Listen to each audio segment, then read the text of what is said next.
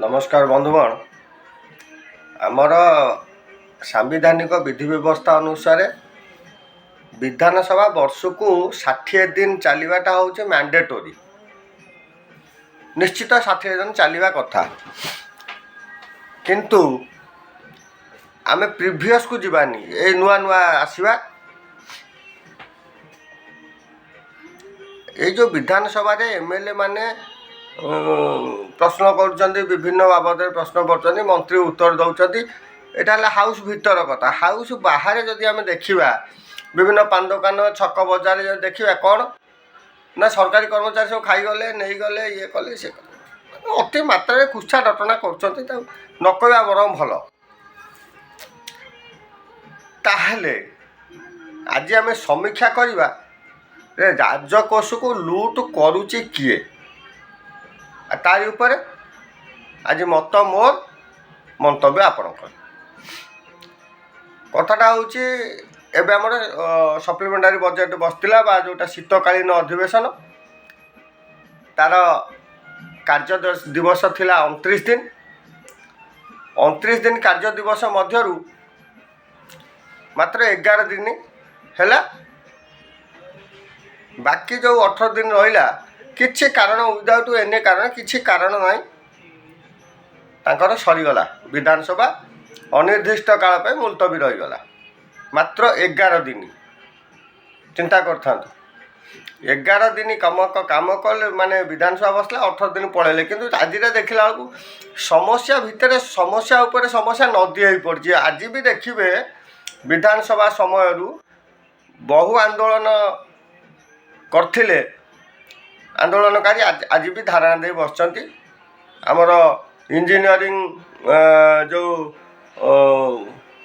विभाग 5टा डिपार्टमेंट अवसर प्राप्त कर्मचारी माने बसचंती पुराना पेंशन दाबी करी शिक्षक माने मध्य बसिचंती से स्वावलंबी कारीगर भी बसचंती अनेक लोक आज भी बसचंती ताहले कार्य दिवस नाही बोली कहीकि विधानसभा को बंद करदवा एटा केते दू युक्तियुक्त न्यायसंगत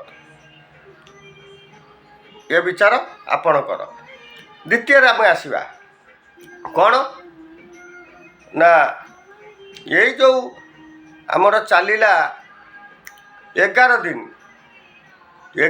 मध्य कौन आलोचना होती न हो सेगुड़ा जिते साधारण चर्चा न हो गणमाध्यम हो सामाजिक गणमाध्यम हो आदि जिते चर्चा न हो चर्चा गोटे कथा हूँ जो आम राज्यर जो राजनेता माने रहिले निर्वाचित प्रतिनिधि बा एमएलए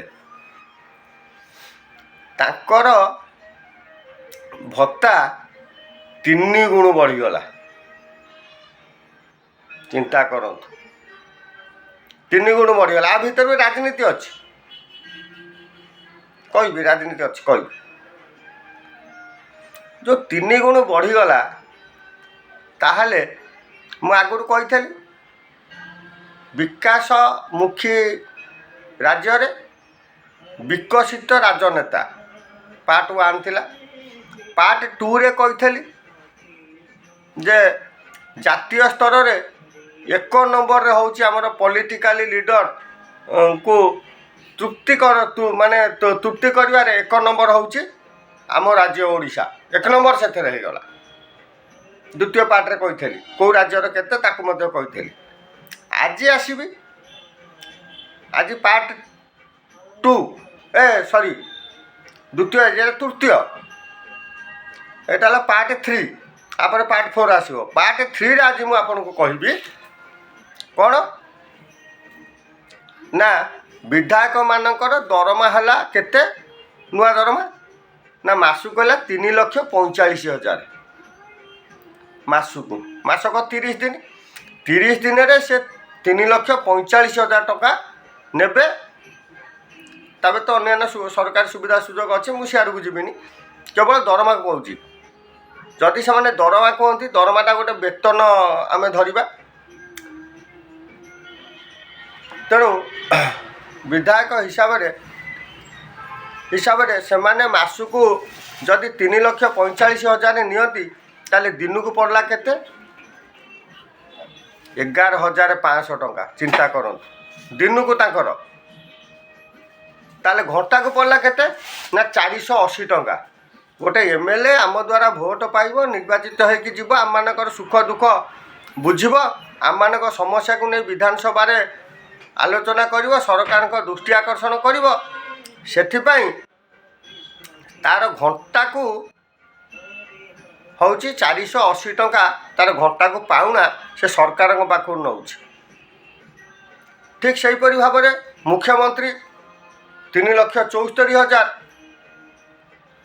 ତାଙ୍କର ଦିନକୁ ପଡ଼ିଗଲା 12,467 ଟଙ୍କା। ଘଣ୍ଟାକୁ ପଡ଼ିଲା 519 ଟଙ୍କା। ବାଚସ୍ପତି ଉପମୁଖ୍ୟମନ୍ତ୍ରୀ ଏମାନଙ୍କର ରହିଲା 3,68,000। ତାଙ୍କର ଘଣ୍ଟାକୁ ଦିନକୁ ପଡ଼ିଲା 12,267 ଟଙ୍କା। ଘଣ୍ଟାକୁ ପଡ଼ିଲା 511 ଟଙ୍କା। ଉପବାଚସ୍ପତି ରାଷ୍ଟ୍ରମନ୍ତ୍ରୀ ଏମାନେ 356 ଟଙ୍କା। 3,56,000 ଟଙ୍କା ମାସକୁ ପାଇବେ। ଦିନକୁ ପାଇବେ 11,866 ଟଙ୍କା। ମାସକୁ ପାଇଲେ 494 ଟଙ୍କା। କ୍ୟାବିନେଟ୍ ମନ୍ତ୍ରୀ, ବିରୋଧୀ ଦଳ ନେତା, ସରକାରୀ ମୁଖ୍ୟ ସଚେତକ ଏ ସମସ୍ତଙ୍କର ହେଇଗଲା କେତେ ନା 3,62,000। ଯଦି 3,62,000 ସେମାନେ ମାସକୁ ନେଲେ, ଦିନକୁ ପଡ଼ିଲା ତାଙ୍କର କେତେ ନା 12,066 ଟଙ୍କା। ଘଣ୍ଟାକୁ ପଡ଼ିଲା 502 ଟଙ୍କା। ତାପରେ ଆସିଲେ ଆମର ଉପମୁଖ୍ୟ ସଚେତକ ସରକାରୀ ଦଳର, ତାଙ୍କର ହେଲା ଦରମା ମାସକୁ 3,50,000। ଦିନକୁ ପଡ଼ିଲା 11,667। ଘଣ୍ଟାକୁ ପଡ଼ିଲା 486 ଟଙ୍କା। ଏମାନେ ଘଣ୍ଟାକୁ। ତାହେଲେ ଏମାନେ ତ ରହିଗଲା। ମୁଁ ସ୍ପେସିଫିକ୍ ବିଧାୟକମାନଙ୍କ କଥା କହିବି, କାରଣ ଜଣେ ବିଧାୟକ ହେଲେ ସେ ମନ୍ତ୍ରୀ ଫନ୍ତ୍ରୀ ହେବ କି ମୁଖ୍ୟମନ୍ତ୍ରୀ ହେବ, ଆମେ ପରବର୍ତ୍ତୀକି ଯିବାନି। ଆମେ ବିଧାୟକଙ୍କ କଥା ଆଲୋଚନା କରିବା। ବିଧାୟକଙ୍କର ତାହେଲେ ସେମାନଙ୍କର ରାଜ୍ୟ ପ୍ରତି କର୍ତ୍ତବ୍ୟ ହେଲା କ'ଣ ନା ଦୁଇଟା କର୍ତ୍ତବ୍ୟ, ଦୁଇଟା କାମ। ଗୋଟେ କାମ ହେଲା ତାଙ୍କର ମୁଖ୍ୟ କାମ ହେଲା କ'ଣ ନା ଲୋକଙ୍କ ସମସ୍ୟା ନେଇ ସରକାର ବା ପ୍ରଶାସନ ଦୃଷ୍ଟି ଆକର୍ଷଣ କରିବ, ଏବଂ ଅନ୍ୟ ପକ୍ଷରେ କରିବ। ଏଇଟା ହେଲା ମୁଖ୍ୟ କାମ। ଅନ୍ୟ କାମଟି ହେଲେ ତାର ପଲିଟିକାଲ ୱାର୍କ, ଯେଉଁଟା ତାର ଦଳୀୟ ସଂଗଠନ ହେଉଛି। ଆମେ ସିଆଡ଼କୁ ଯିବାନି। ତ ଯଦି ଆମେ ସରକାରୀ ୱାର୍କ କଥା ଦେଖିବା, ତାହେଲେ ସରକାରୀ ସମୟ ନିର୍ଘଣ୍ଟ ହେଉଛି 8 ଘଣ୍ଟା। ବିଧାନସଭା ସେଇ 8 ଘଣ୍ଟା 10 ଘଣ୍ଟା ଚାଲୁଛି। 8-10 ମ୍ୟାକ୍ସିମମ୍। କେବେ ତ ଏତେ ଘଣ୍ଟା ଚାଲେନି। ସେ ହୋ ହାଲା ହେଇକି 2 ମିନିଟ୍ 5 ମିନିଟ୍ ହେଇକି ବନ୍ଦ କରିଦିଅନ୍ତି। ଆମେ ସିଆଡ଼କୁ ଯିବା ଏଇଟା ଆହୁରି ଗହୀର ପାଠ। ତେଣୁ 8 ଘଣ୍ଟା। ଯଦି 8 ଘଣ୍ଟା ଜଣେ ବିଧାୟକ ଲୋକଙ୍କ ପାଇଁ ସମୟ ଦେଉଛି, ତାହେଲେ ତାର ସେ 8 ଘଣ୍ଟାର ଇଏ ପଡ଼ୁଛି କେତେ ନା 3,840 ଟଙ୍କା। 8 ଘଣ୍ଟାକୁ ଏଇ ଯେଉଁ ଘଣ୍ଟା ହିସାବରେ ଯେଉଁ ହିସାବ କରାଯାଏ, ତାହେଲେ 3,000 ଏତିକି ପଡ଼ୁଛି। ସେ ସରକାରୀ କାମ ପାଇଁ ସେ ଏତିକି ଟଙ୍କା ପଡ଼ୁଛି ତାର, କିନ୍ତୁ ସେ ନେଉଛି 3,840 ଟଙ୍କା। ସିଏ ତାର ଦିନକୁ ପଡ଼ୁଥିବା ବେଳେ ସରକାରୀ କାର୍ଯ୍ୟରେ ସେ ନେଉଛି 3,45,000 ଟଙ୍କା ମାସକୁ। ଚିନ୍ତା କରନ୍ତୁ ରାଜକୋଷ ଲୁଟ୍ କରୁଛି କିଏ। ଠିକ୍ ସେହିପରି ଭାବରେ ମନ୍ତ୍ରୀମାନଙ୍କର ମଧ୍ୟ ହିସାବ ଅଛି। ତ ଏଠି ଆମେ ଦେଖିବା, ଜଣେ ସରକାରୀ କର୍ମଚାରୀ 8 ଘଣ୍ଟା କାମ କରୁଛି, ସେ 8 ଘଣ୍ଟାର ବେତନ ନେଉଛି। ଜଣେ ଶ୍ରମିକ ସେ 8 ଘଣ୍ଟାର କାମ କରୁଛି, ଉଚ୍ଚ କୁଶଳୀ ହେଲେ ତାର 612 ଟଙ୍କା। ତାର ଦିନକୁ 24 ଘଣ୍ଟାରେ ଏ ଯେଉଁ 612 ଟଙ୍କା ହେଲା ତାର ମଜୁରୀ ଦିନକୁ। କିନ୍ତୁ ଆଙ୍କର ଏ ଯେଉଁମାନେ ରହିଲେ, ଏମାନେ 612 ଟଙ୍କା ସେ ତା ପରିବାରକୁ ଚଳଉଛି। ରାଜଧାନୀରେ ଘର ଭଡ଼ା ନେଇକି ତା ଛୁଆକୁ ପାଠ ପଢ଼ାଇ ସିଏ ଯଦି ଚଳେଇ ପାରିଲା। କିନ୍ତୁ MLAଙ୍କର ଦିନକୁ ହେଉଛି 11,500।